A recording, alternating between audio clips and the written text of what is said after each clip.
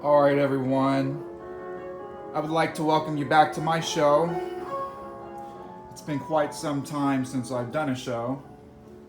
I'd first like to show you what we're listening to right now.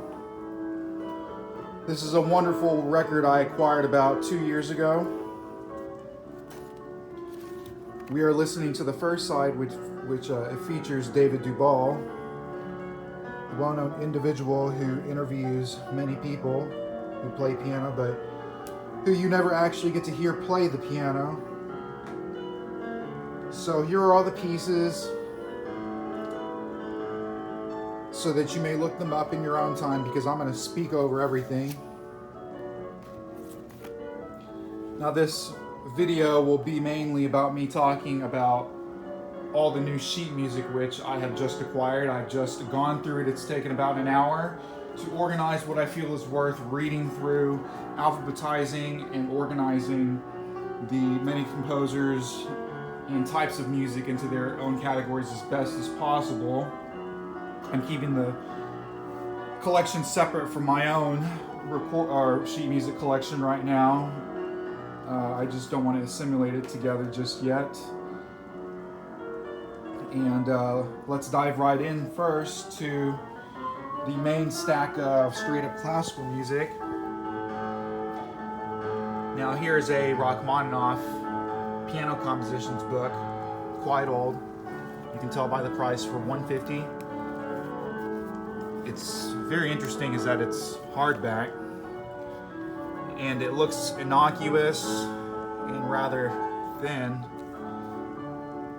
My guess was that it only had 50 pages. However, I was quite surprised that this is a 200-page book. And the pages actually are some of the thinnest in the collection. They're just really, really thin paper. I would still use this, but you would have to be so careful when turning the pages. So, however, people are like, what's the purpose of having this? The reason I like it is for many reasons. One is this print is already bigger than a tablet. Two, you don't have to deal with the lighting problems of the tablet. That actually strains my eyes when the light is so uneven coming from the tablet and the ambient light which surrounds you. Another reason is I like that for many works such as this and the preludes, the formatting and typesetting is different. This is actually very pretty. I like how they did this. It's large. So that's the other thing, is in especially these collection type books, and these all happen to be edited by this guy named John Bach. I'm not sure if he's related. Are all unique in the looks. So I really enjoy that, and I think it's a great alternative to some more common used versions and iterations of these works. Plus, a book like this I love having on hand because it has so many different pieces in one book. So, you know, let's say if you were trying to read through some of the preludes, you know, personally, I don't even know all the preludes, but there are some that I play. So here are songs of Rachmaninoff, which is more for voice. However, it's just very interesting for me. I love, especially the Rachmaninoff songs. Now, I love this type of stuff too. Now, I think it's in a different stack, but I've chosen to turn many of these old images and editions into wall art, and especially this piece. This is a wonderful A2 tableau, by the way. It's probably my most favorite out of the Opus 39 set. It's so beautiful, and it's stupid hard too, but I love it. I think it's absolutely underplayed and underappreciated. And I just like having these editions with all the different styles of writing and languages. It's just not all Dover American, $10 from Walmart. So here's an edition of the Rachmaninoff Preludes. This has to be my 6th copy of them. Now here's a copy of the second concerto. This is probably my 4th copy of this. More interestingly, I got another copy of the first concerto, which is nice because I only have 1 copy of this work, and if you're ever trying to play with people, it's just baller to just have 2 books and be like, look, we don't even need technology. I have 2 copies. I have 3 pianos as well, so we can just sit and play and not have to worry about anything. And this is really difficult. I don't know if you guys remember, I tried to learn part of the first movement a long time ago. That's really the only part of this concerto I've ever really tried playing is the first movement. It's, I guess, like any Rachmaninoff, just period difficult. But now I have 2 copies of it. Now here's another copy of the second half of the Preludes.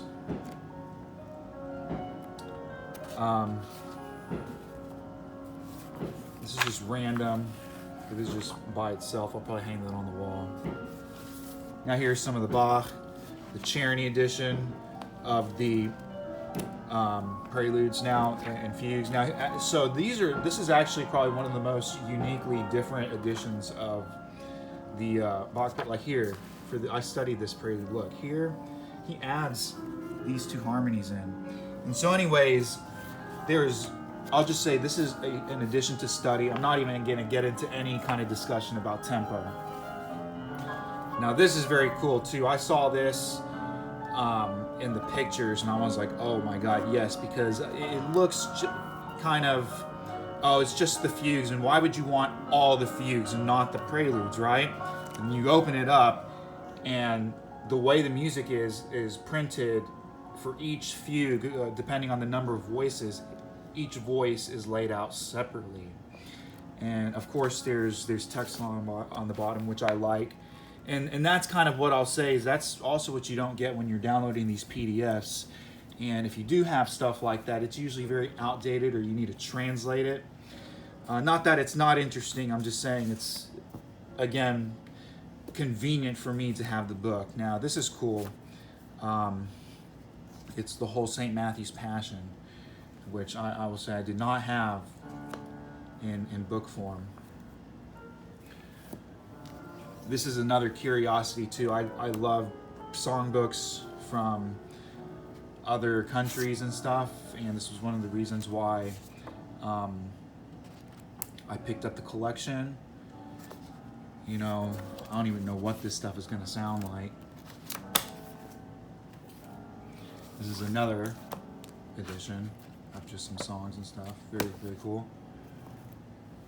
Now this is weird, and it's very nice. This is very thick paper, and what I plan to do with this is to cut out some of the pictures. Like that would be beautiful to hang and place around my piano while I play. Now this is a type of picture, despite who it is and whatever, I do not want people in my photos. This would be good, because the person dancing is in shadow basically. And that's what I plan to do with this. This is good. I got a Henley edition of some of the Bagatelles, a Your Text edition, which we're not even gonna get into stuff, but Your Text is just the way to go in so many ways sometimes. So I'm a huge fan of it. You know, why not? You can never have enough of these anytime. It's like anytime you see these blue books with Your Text, it doesn't even matter. If I hate the composer, it's like I still try to get it. Here's a single copy of the Beethoven Sonata. I have a lot of these, but it's just the single volumes of the sonatas. It's missing the cover, which I like the covers because of those editions. They're usually pretty elaborate in the front. Now we're getting to the Chopin section, and a lot of these actually, so my Chopin collection actually has gotten smaller. I lost a lot of books, so this is nice. This has filled in, especially with the Schumann and the Schubert, which I have not gotten to yet, a lot of pieces and books that I just don't have. So this is interesting. So this is one of the editions of the Etudes. This I have like 7 editions of the Etudes now. What's good about this is the Miculi. So I actually have the newer and older version. This is the older version of the Miculi. But we're gonna get to there's a lot of Arthur Friedheim editions of stuff in here. And those editions of any Chopin pieces, especially of the Liszt Sonata as well, his editions is super interesting. So these are all the nocturnes. This is like my 3rd copy of them. Different edition. I have to tape that back up. That's how you make these usable again. Some people are like, it's too fragile. It's like you have to do the bindings on these, and then you'll be good. This is a Josephy edition of one of the scherzos. Honestly, I'll probably hang that on my wall. So here we go. What is this? So these are all missing covers. So this is the Arthur Friedheim edition of the Chopin Etudes, which is very cool because I have not studied this. So I'm about to go through this, or not about to, but it'll take some time. Here's the Chopin Impromptus, pretty standard. Polonaises by Miculi, standard. The waltzes, and this is interesting because this is the Josephy / Friedheim edition. Or this is, I guess, it's a book of, it's a compilation of both of their stuff. That's cool. Those are still nice. So here looks like a copy of the Etudes. This is probably it. Yeah, different edition of the Etudes. This is nice, really nice. Now, any quarto edition of the Chopin works are cool. You're about to see why. Because he just puts so much in here for you to study just for each little prelude. And all the information is just gold, especially quarto. So I'm very happy to have this edition. Now we get into the Schubert stuff. There's a lot of repeat. The only thing I really like that I got from the Schubert, I'll get to, is I got a book of his sonatas, which I did not have. I mean, when it comes to keyboard music, it always comes down to just his impromptus and moment musicals. There's really nothing you ever else see in book form. But here we go. Here's the sonatas, which I really like. This is huge because this is, to me, comparable to like Beethoven sonatas. And when you hold the book, it's just like the same thing as a book of Beethoven sonatas. Just old editions. I don't even know what I'm going to do with those. More impromptus. It's like, why would you need all this? There's some Edward McDowell stuff, which is okay. So I plan actually to go through this one. I've actually played all the McDowell sonatas. If you followed my Instagram post, you saw I had his complete edition books a long time ago. But I had to return the books to the library. But I went through all his sonatas. They're okay. They're kind of weird. Or not weird, but just to me it felt lame at times. So some good moments. Here's the first sonata. This is nice though, because this is Breakoff and Hartel for the publishers. So this is really expensive music, and the editions really nice actually. 4 hands version of Beethoven Symphony. These are retarded. I already have that actually. I have most of the symphonies. I'm missing like 3 of the symphonies of those versions. Those 2-hand versions. Here's like an analytical Haydn thing. This is nice actually. So for the Surprise Symphony, this is just a extra copy of Beethoven with missing a lot of pages probably. I'm probably missing at least like 50 pages out of there. And here's, this is cool. I like this because I do have a violinist friend, and this collection features a lot of violin music and piano. This is the 5th Symphony arranged for violin and piano, or any C instrument, which is nice because sometimes you want to play this stuff with friends, but it's like you don't have the orchestra, or that's the only arrangements you have. So this is really nice just because it's also in C. It's so usable for everything. Here's Symphony Number 7, which I think is underplayed or underappreciated symphony. It's probably one of my most favorite symphonies, and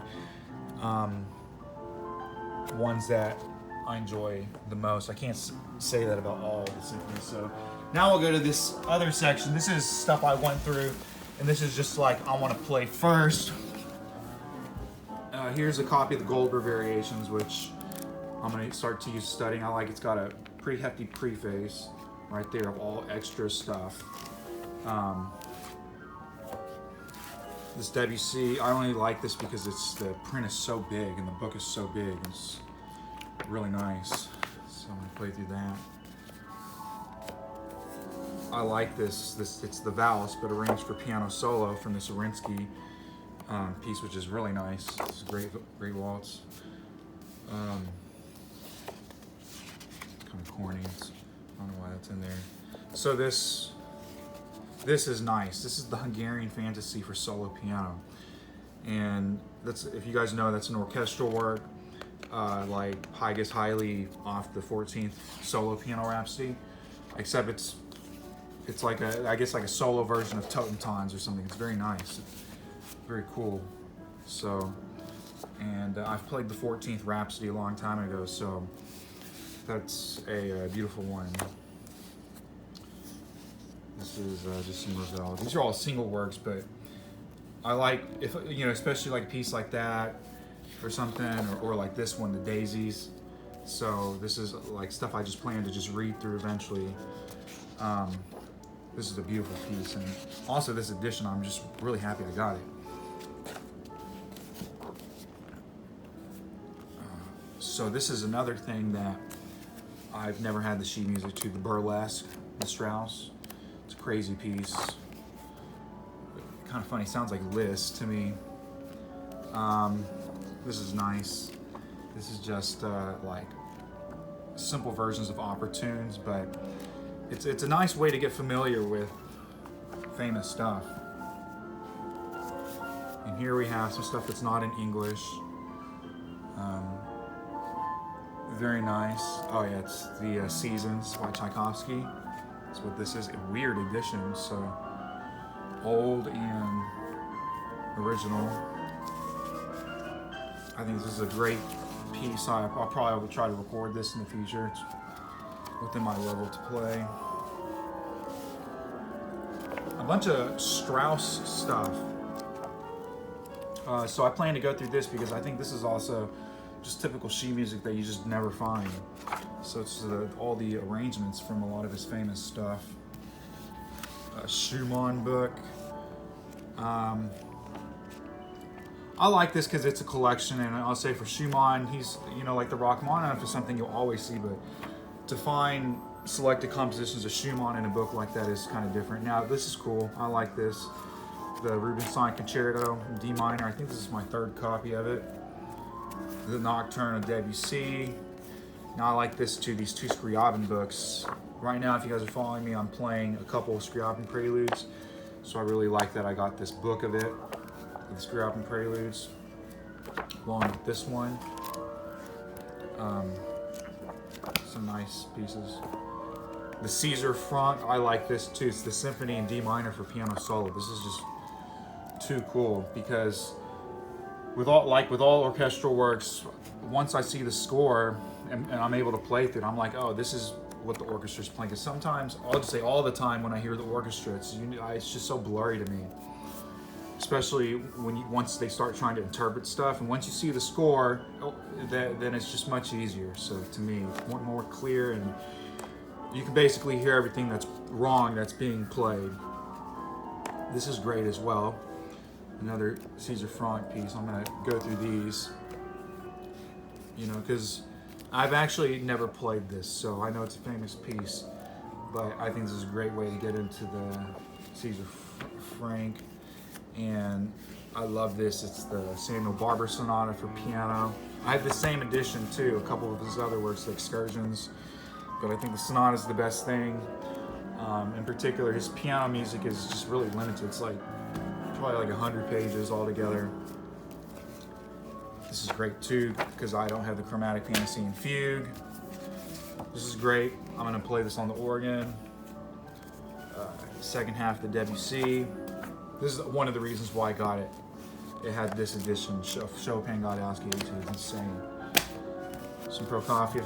This is the last track, so I'm trying to go through this. You can see all the other stuff I got. I've played one part of this, but now since I had the book, I'm gonna try to go through the rest. This is really cool. Again, with the foyer. I mean, this looks retarded. It looks like Liszt, man. Strauss. This is nice. Spanish and Mexican composers. Sadly, it wasn't a book. It's just one piece. I have this Dave Brubeck book already. I just like this piece. I'm probably gonna throw it away though. I have that already. This is cool. This is actually really just, the way it was printed, it was so weird. I wanted to play it. I'll show you why. Like the black key A2. Just look how it's printed out.